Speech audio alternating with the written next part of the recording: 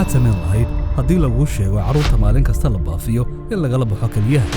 yaad ku aamini lahayd caafimaadkaaga haddii dhaqaatiir malaayiin ku xisaabtamo ay ku lug leeyihiin shaqadan gabarna haddaan samaysano team football ah maalintii tababaryaal aan noqono habeenkiina aan iib geyno keliyaha iyo beerka intaba suuqan madow ee xubnaha bani'aadamka lagu iibiyo intee in leeg ayuu gaarsiisan yahay xageed u baxsanaysaa haddii cisbitaalladu ay halis ku noqdaan caafimaadkaaga waxaan u baahnaa dhakhtar ajnabi ah weliba mid caddaan ah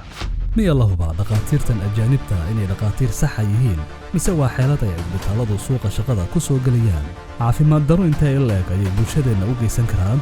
su'aalahan daaha ka rogeeya xaqiiqooyin murugo leh kaga buuga taxanaha shabakadda